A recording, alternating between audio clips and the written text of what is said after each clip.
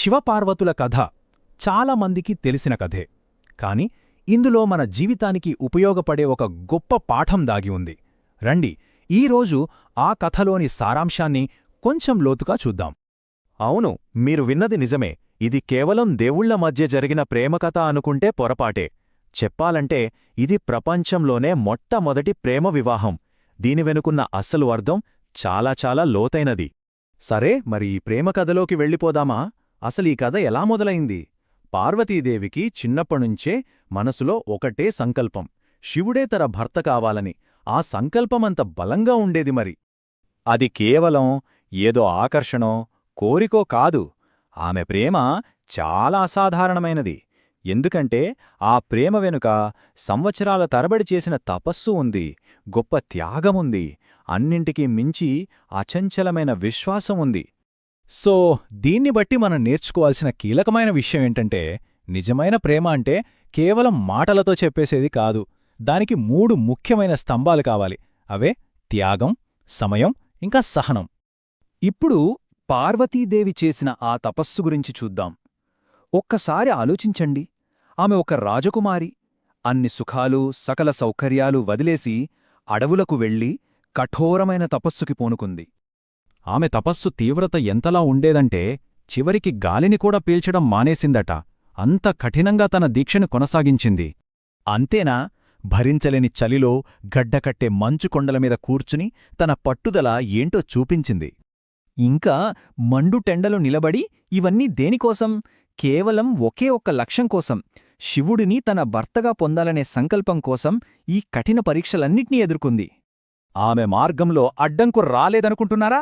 ఎన్నో పరీక్షలెదురయ్యాయి. చివరికి సాక్షాత్తు దేవతలు కూడా వచ్చి ఆమెను ఆపడానికి ప్రయత్నించారు. కాని ఆమె సంకల్పం ముందు అవన్నీ ఓడిపోయాయి. ఆమె అస్సలు వెనక్కి తగ్గలేదు.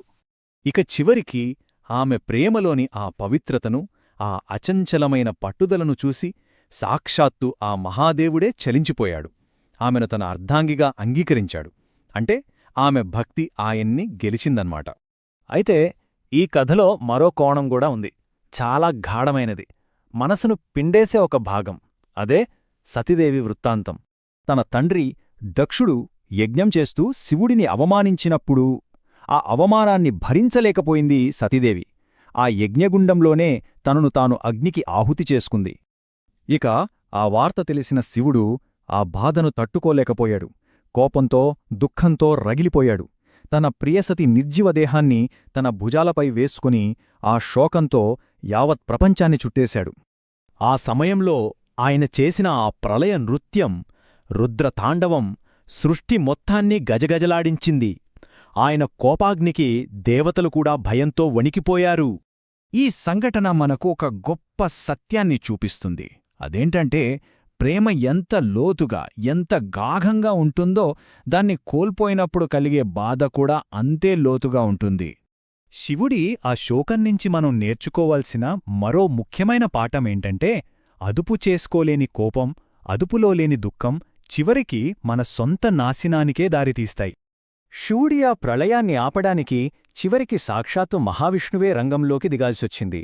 ఆయన తన సుదర్శన చక్రంతో సతీదేవి శరీరాన్ని ఖండించి శివుణ్ణి ఆ శోకం నుంచి బయటపడేశాడు. అలా సతీదేవి పునర్జన్మకు మార్గం సుగమమైంది. ఆ తర్వాత సతీదేవియే పార్వతీగా మళ్లీ జన్మించింది. కథ మళ్లీ మొదటికొచ్చింది. అదే భక్తితో, అదే నిబద్ధతతో మళ్లీ తపస్సు చేసి శివుడి ప్రేమను మరోసారి గెలుచుకుంది. చూశారా, ఈ సంఘటన ఎంత అద్భుతంగా వివరిస్తోందో? నిజమైన ప్రేమకు చావు లేదు. అది ఎన్ని అడ్డంకులు వచ్చినా, ఎన్ని జన్మలెత్తినా చివరికి కాలాన్ని కూడా జయించి నిలుస్తుంది. సరే,